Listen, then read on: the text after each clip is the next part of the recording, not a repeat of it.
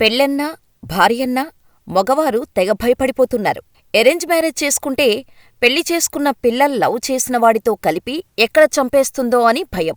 పోనీ ఇదంతా కాదు అని లవ్ మ్యారేజ్ చేసుకుంటే ఎక్కడ ఆ పిల్లవాళ్ళ పేరెంట్స్ చంపేస్తారోనని భయం. పోనీ ఏదో ఒక రకంగా అందర్నీ ఒప్పించి అందరి అంగీకారంతో పెళ్లి చేసుకున్నా భార్య మనస్సు ఎప్పుడు మారిపోతుందో, ఆ తర్వాత ఏం చేస్తుందో తెలియక భయపడాల్సి వస్తోంది. ఇందుకు తగ్గట్టే సమాజంలో విస్తుపోయే నిజాలు బయటకు వస్తున్నాయి. పాపం ఇతని కథ కాదు వ్యధ.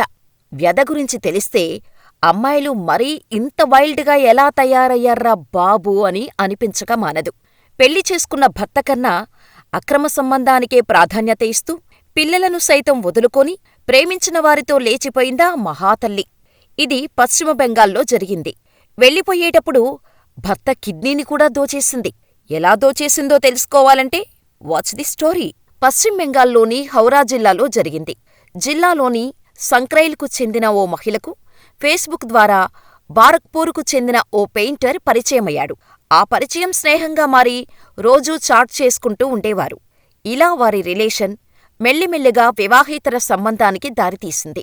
భర్తను వదిలించుకొని నీతో వచ్చేస్తా, నన్ను ఎక్కడికైనా తీసుకుపో, ఇద్దరం హ్యాపీగా బ్రతుకుదాం, నేను మా ఆయనతో హ్యాపీగా లేను, నువ్వు అర్థం చేసుకున్నట్టు నా భర్త నన్ను అర్థం చేసుకోవటం లేదు అని చెప్పిందా ఇల్లాలు.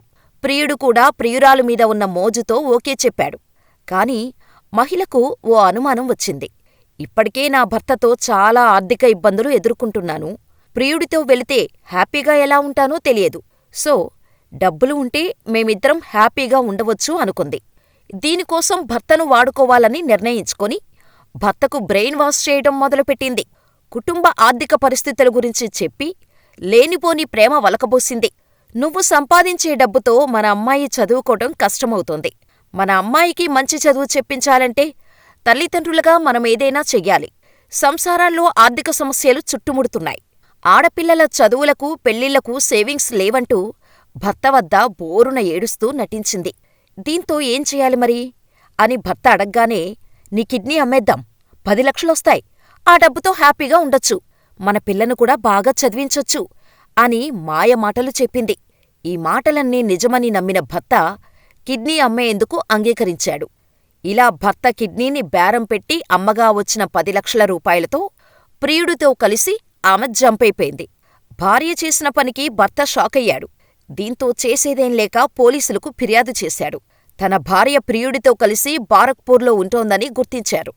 10 ఏళ్ల కుమార్తె ఇతర కుటుంబ సభ్యులతో కలిసి ఆ ఇంటికి వెళ్ళాడు.